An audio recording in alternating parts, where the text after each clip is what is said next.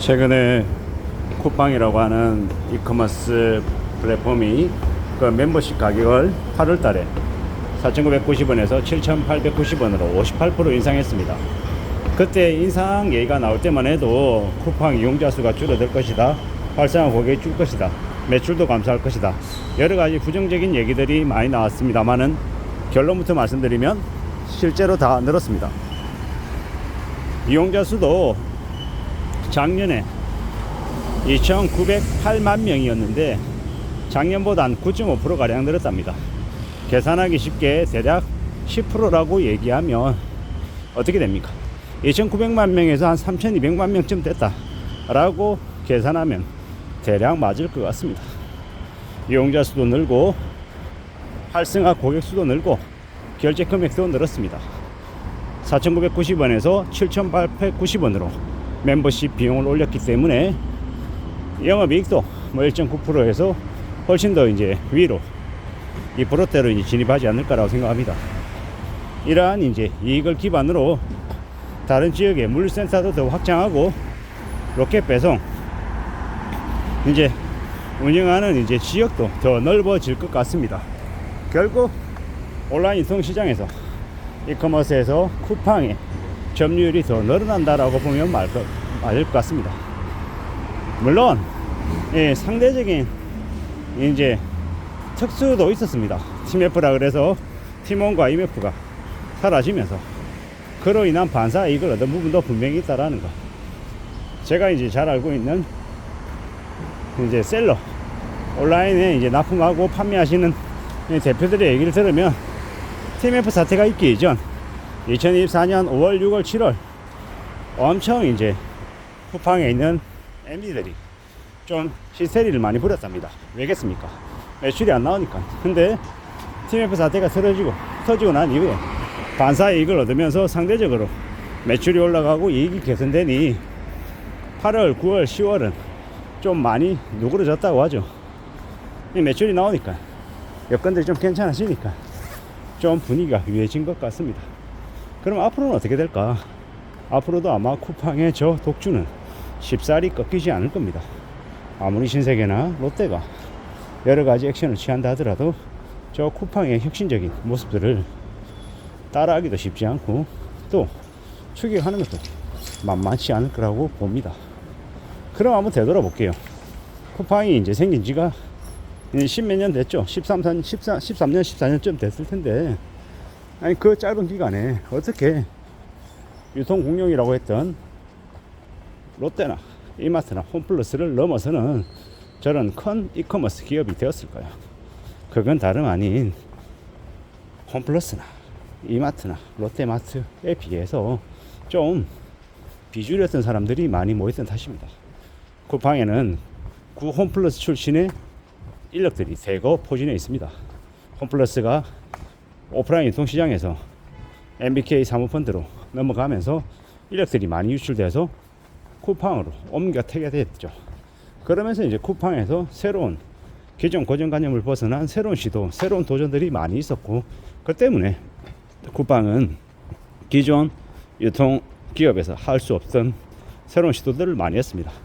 그 덕분에 쿠팡이 저렇게 멤버십을 7,890원으로 58%를 올려도 충성 고객들이 쉽사리 이탈하지 않는 그런 상황까지 온 거죠. 4,990원에서 7,890원으로 58%나 멤버십 비용을 올린다라는 결정을 한 건 쿠팡이 그만한 자신감이 있었기 때문입니다. 저 이제 TV 키면 뭐 잘 모르는 저 한심한 교수나 전문가라고 하는 이들이 뭐 쿠팡이 어쩌고 저쩌고 네이버가 어쩌고 저쩌고 그냥 한 발짝 물러서서 뜬구름 잡는 얘기들 되게 많이 합니다. 근데 실상은 그들에게 좀 더 직접적이고 좀 더 사실적인 모습들을 보여주는 것 같습니다. 뭐냐, 당장 사람들이 먹고 사는 계상의 두들에서 따져봤을 때 실리가 있냐 없냐를 따져봐서 쿠팡의 멤버십이 가격이 인상되더라도 잔류하겠다 아니면 떠나겠다를 결정한다라는 겁니다. 우리가 이렇게 보면 입으로 떠들어서 먹고 사는 이들이 여전히 많은 세상에 살고 있는 것 같습니다. 쿠팡이 이렇다더라 저렇다더라 그렇게 얘기해서 인기 끌어서 이제 빅마우스 되면 쿠팡으로부터 이제 뒤에서 보이지 않는 곳에서 스폰 받는 이들도 적지 않죠.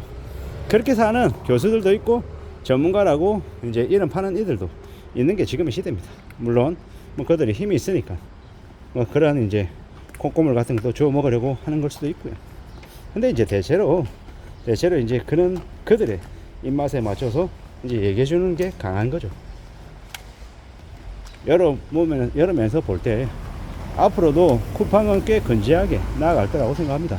저는 개인적으로 쿠팡의 주식도 앞으로 매력적일 수 있다라고 봅니다. 다만 나스닥에 상장되어 있는 지금의 20불, 25불 가격 말고 나스닥이 되게 폭등했을 때 이 미국 증시가 뒤흔들렸을 때 그때 대략 한 10불 이내로 뭐 8불, 7불, 6불 뭐 10불도 괜찮고 그 가격이 됐을 때 사놓으면 꽤 유용하게 아마 볼 수 있을 것 같습니다.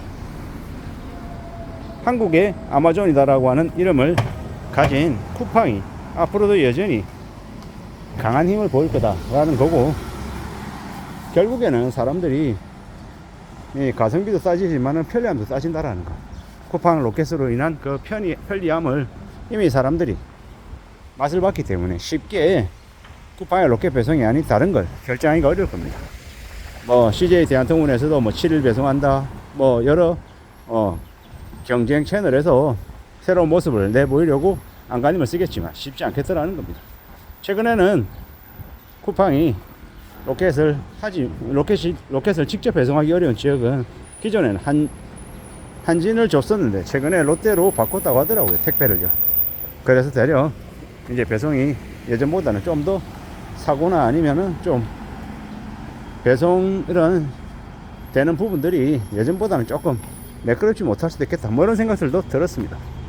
뭐 지켜봐야 알겠지만 쿠팡은 기존에 있는 오프라인 유통기업에 비해서는 좀 더 많이 혁신적이고 좀 더 많은 것들을 주도 면밀하게 준비하고 터뜨려서 지금까지 온 거다라고 생각하고 있고, 쿠팡 멤버십 가격이 7,890원에서 나중에 어느 시점이 되면 또 8,900원이 되고 9,900원이 되고 계속 더 락인되어 있는 고객들을 대상으로 혜택을 더 주면서 멤버십 비용을 더 늘릴 겁니다. 멤버십 비용을 늘리면 늘릴수록 고객들은 그 멤버십 비용을 뽑기 위해서 아마 구매하는 객단가, 전체적인 결제 금액을 더 높일 것이다 라고 생각합니다. 결국 잡힌 물고기인 거죠. 근데 그 물고기들을 잡으려고 꽤 오랫동안 공을 들였던 쿠팡의 전략이 맞았다 라는 생각이 있습니다. 앞으로 우리는 살아가면서 쿠팡 없이 못 살 거다, 뭐 이런 얘기들도 서스럼없이 하게 될 것 같습니다. 앞으로 쿠팡을 넘어서는 또 새로운 혁신적인 유통기업들이 많이 나오기를 기대합니다. 그리고 그게 한국으로만 국한되어 있지 않고 전 세계로 뻗어나가는 그런 영향을 보일 수 있는 기업들이 되면 좋겠다라고도 생각해 봤습니다. 이상입니다.